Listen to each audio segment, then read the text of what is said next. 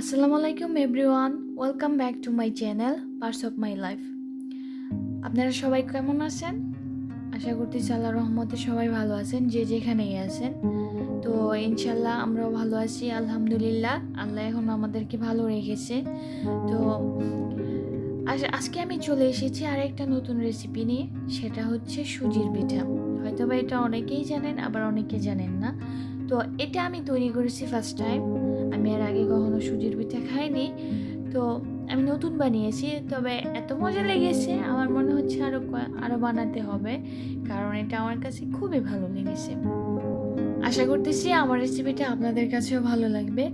আর বরাবরের মতো রিকোয়েস্ট, এটা সবসময় বলতে হয়, পুরনো কথা তারপরেও বলতে হয়। আপনারা যদি আমার চ্যানেলের ভিডিওগুলো আপনাদের ভালো লেগে থাকে, তাহলে কিন্তু অবশ্যই আমার চ্যানেলটা সাবস্ক্রাইব করে আমার পাশে থাকবেন, আর বেল বাটনের অল অপশনটা চালু করে দিবেন, যাতে আমি ভিডিও আপলোড দেওয়ার সাথে সাথে আমার নোটিফিকেশন আপনাদের কাছে পৌঁছে যায়। তো চলুন শুরু করা যাক।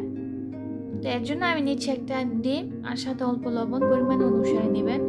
আর এখানে নিচ্ছি 1 কাপের কম সুজি, আপনাদের পরিবারের সদস্য অনুসারে নিতে পারেন। এখানে হচ্ছে 1/2 কাপ চিনি, 1/3 কাপ গুঁড়ো দুধ,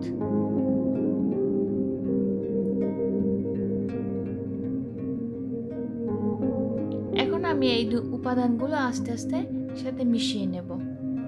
তো প্রথমে আমি একটা ডিম ভেঙে নিচ্ছি। আপনারা চাইলে কিন্তু বেশি নিতে পারেন, এটা আপনাদের ফ্যামিলির সদস্য সংখ্যা বা আপনি কতটুকু বানাতে চান এটার উপর ডিপেন্ড করে। এখন দিয়ে দিচ্ছি চিনি আর সাথে একটু লবণ। তো এখন এটাকে ভালো করে মিশিয়ে নিতে হবে।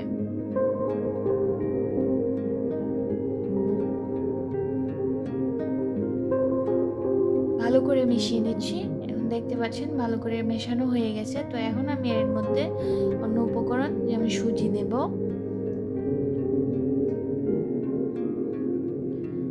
কিন্তু সুজি দিচ্ছি, আর সুজিটা কিন্তু একসাথে সবগুলো দিবেন না, অল্প অল্প করে দেওয়ার চেষ্টা করবেন, এতে করে কনসিস্টেন্সিটা ভালো আসবে। আমি এটাকে 3 বারে দিয়ে ইউজ করেছি।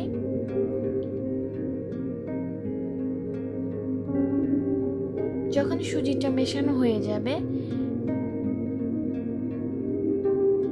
তখন আমরা এর মধ্যে গুঁড়ো দুধগুলো দিয়ে দেব।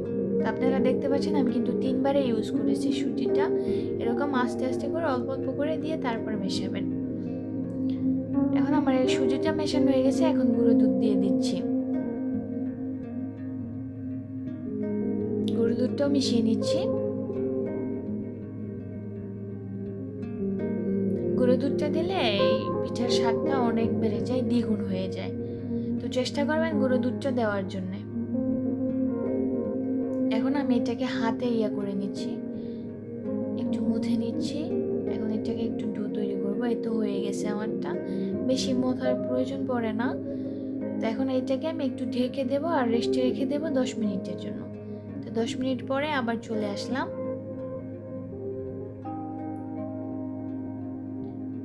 আবার এটাকে একটু ভালো করে মুছে নিতে হবে, সুন্দর একটা ডো তৈরি করতে হবে। তো এর জন্য এখন আমি এটাকে পিঠার আকৃতি দেব। আপনারা যে কোনো আকৃতি দিতে পারেন।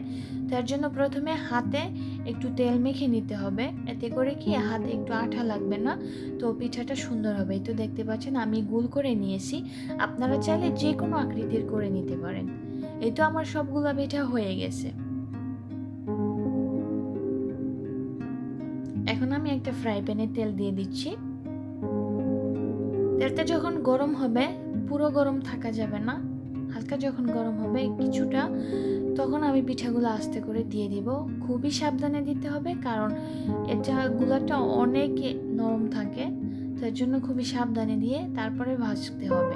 আর ভাজার জন্য বেশি সময় লাগে না।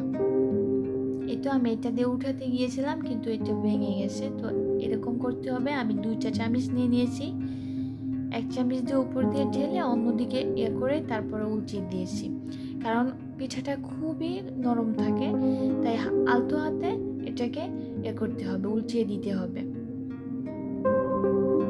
আর এই কালারটা কিন্তু 5 মিনিটে চলে এসেছে, আর আপনাদের প্রয়োজন অনুসারে আপনারা যে কোনো কালার করে নিতে পারেন। তো আমার পিঠা কিন্তু হয়ে গেছে। আমি এখন এগুলাকে আবার একটু অন্যদিকে উল্টিয়ে তারপর এটাকে তুলে নেব।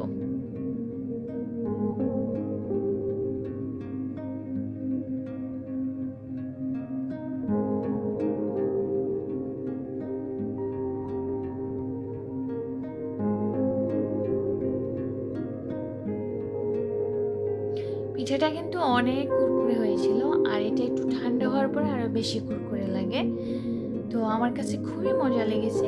আপনাদের কাছে কীরকম লেগেছে তা কিন্তু কমেন্টের মাধ্যমে অবশ্যই জানিয়ে দেবেন। এই তো আমি এখন একটা প্লেটে তুলে নিচ্ছি।